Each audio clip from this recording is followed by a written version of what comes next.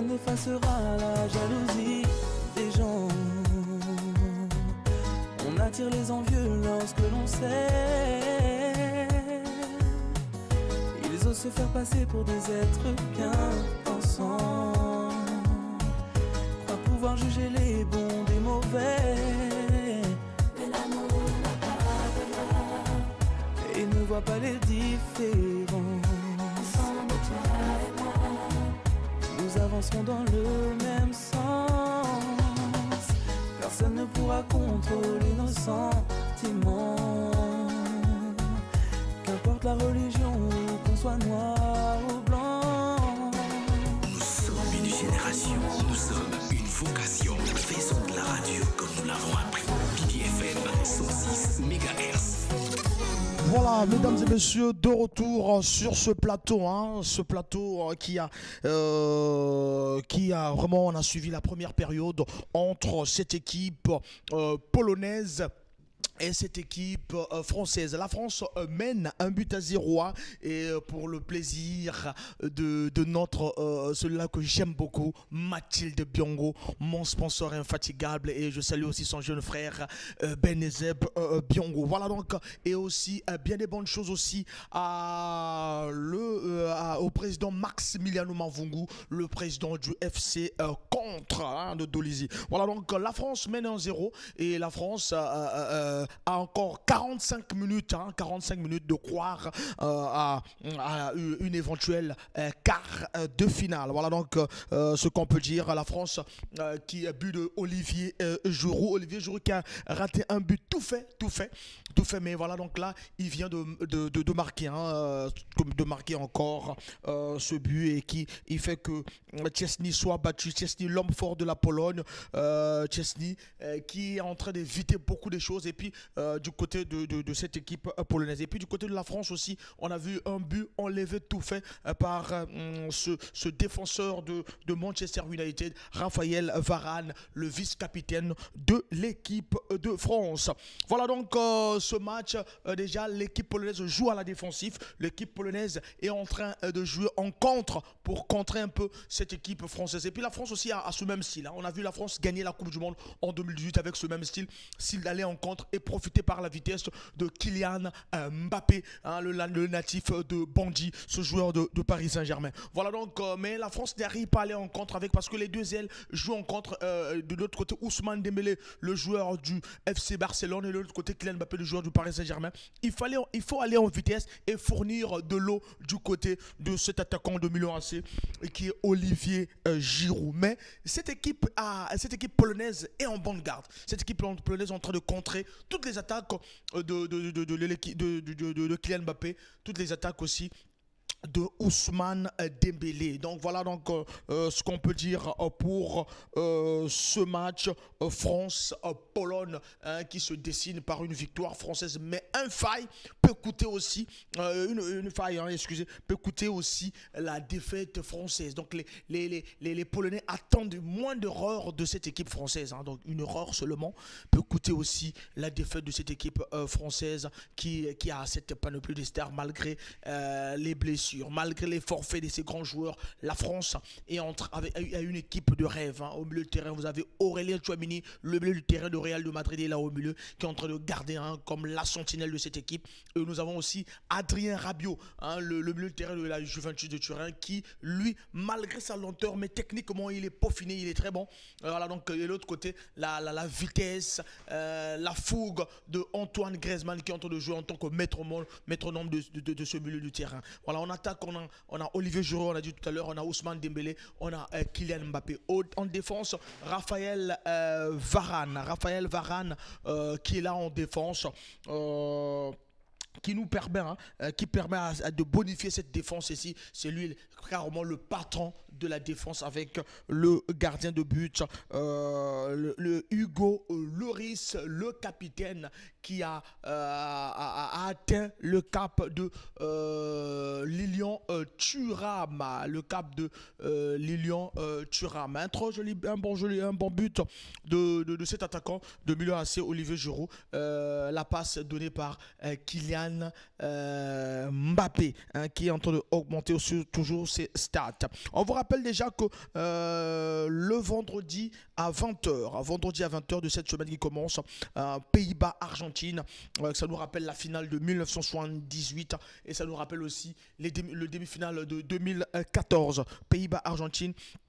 Voilà, donc parce que les Pays-Bas ont battu hier à 16h les États-Unis 3-1 et puis l'Argentine a battu l'Australie 2-1. L'Argentine qui s'est compliqué un peu la tâche hier, voilà donc, mais Lionel Messi qui a marqué son premier but en élimination directe à l'âge de 35 ans et qui a joué hier son millième match en 789 buts marqués. Voilà donc ce qu'on peut dire, le but de Olivier Giroud à la 34e minute de jeu. Et oui, donc on va revenir à la fin de ce match, voir qui de la Pologne, qui de la France va déjà attendre ce match de Sénégal-France et Sénégal-Angleterre qui va se jouer tout à l'heure à 20h. Quelques informations encore si vous nous avez suivi, vous n'avez pas suivi dès le début de ce match. Parlons après cette Coupe du Monde, il y aura la Coupe du Monde 2026 qui va se jouer en Amérique du Nord. Pour la première fois, 46 participants au lieu de 32. La répartition des places, 16 places directes pour l'Europe UEFA, 9 places directes pour la zone Afrique CAF, 8 places directes pour l'Asie AFC et 6 places directes en Amérique du Nord CONCACAF, 6 places directes pour la zone Amérique du Sud CONMEBOL et une place directe pour la zone océanique. Bien des bonnes choses à Cédric Nzoulou, mon président Cédric Nzoulou qui nous suit depuis Dolisie, et on n'oublie pas aussi le président Ouazgué Papier. Monsieur Koussou Antoine aussi nous suit depuis Dolisie, donc je reçois beaucoup de messages, vraiment. Et puis on n'oublie pas aussi les amis de BBFM, tous les amis de BBFM, on pense là à Tali CDX, 3 kilos Ngombe qui nous suit, Tali CDX.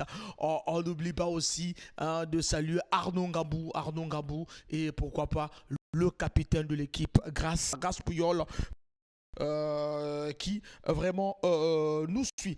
Voilà donc pour ce. Et puis Freddy Moupila aussi nous suit.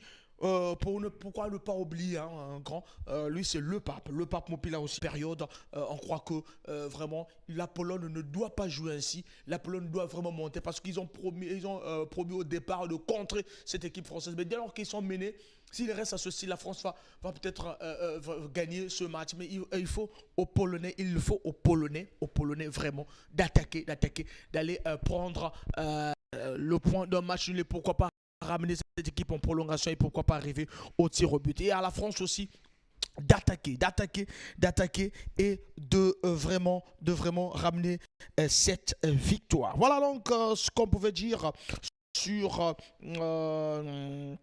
cette équipe française et cette équipe polonaise. Voilà donc on va arriver de vous parler de Argentine, Hollande de 1978. Argentine, Hollande de 1978. Voilà, donc on a vécu cette finale à l'époque de 1978. C'était vraiment la Coupe du Monde gagnée par cette équipe argentine. Cette équipe argentine qui a gagné la Coupe du Monde 1978. Vraiment, fiche de match, c'était le 25 juin 1978 à Estadio Monumental à Buenos Aires. 777 260 spectateurs. L'Argentine avait dans les buts Fernando Ubadol, Jorgen Holguin, Luis Galvão, Daniele Passarella, Alberto Tarantini, Osvaldo Ardili. Il était remplacé par Omar La Rosa à la 66e minute. Américo Gallego, Oscar Ortiz, René Ousseman est rentré à la 75e minute. Daniele Léopold Luc, Daniel Bertoni, Léopold Luc et Mario Kempes, entraîneur Luis César Menotti. C'est lui qui n'a pas voulu ramener Diego Maradona à la Coupe du Monde 1978. Les Pays-Bas, une grande équipe, une très grande équipe de Pays-Bas qui a joué la finale en 74, qui a aussi joué la finale en 78, mais qui n'a pas gagné. Et voilà donc le Pays-Bas a joué trois finales en 74, en 78 et en 2010. En 78, il y avait Johan Campbell, Johan Porte-Vite, Rudy Kroll, Hermik Brons, Wim Janssen, Wim Surbril à la 73e rentrée, Johan Niskens, Harry Han Will van der Vrek, René van der Kerkhoff, Johnny Rep, Dick Maniga est rentré à la 59e minute. Robbie Robsing et entraîneur Ernest Appel. C'était là l'entraîneur hollandais. Voilà cette équipe hollandaise qui a joué la finale en 1978. Voilà donc vraiment. Et puis nous allons vous parler aussi. Voilà donc vraiment cette équipe hollandaise de 1978. Donc là, ça nous rappelle vraiment la finale de la Coupe du Monde 78. En 2010, les Hollandais sont arrivés tellement trop chaud jusqu'à arriver en finale. Il y avait Martin Stegelberg, le gardien, Gregory Van der Wiel, John Ichinga, Joris Martinsen, Ger van Bronckhorst, Mark van Bommel, Nigel de Honk, Arjen Robben, Dirk Kuyt, Wester, Robin Van Persie. Les remplaçants, il y avait Elguero Elias, il est rentré à la 71e minute. Kuyt, Van der Vaart, Rong, Edson Bradford à la 105e et puis qui a remplacé Bronckhorst. Entraîneur Bert Van Marwijk, celui qui a ramené la Hollande en finale en 2010, perdu contre l'Espagne. C'était le 11 juillet 2010 à Johannesburg, en Afrique du Sud. Voilà, nous allons rendre l'antenne voilà, pour suivre la deuxième période du match France-Pologne. La France qui mène 1-0. Et puis on va revenir pour en parler à la fin de ce match France-Pologne. Alors, on va souhaiter bonne chance aux deux équipes, à la Pologne d'attaquer et à cette équipe aussi française de continuer de scorer aussi. Et on rend l'antenne de l'autre côté pour suivre la deuxième période pour vous. Merci de l'autre côté, Chanel Dego et les... Génération, nous sommes une vocation. Faisons de la radio comme nous l'avons appris. BDFM 106 MHz.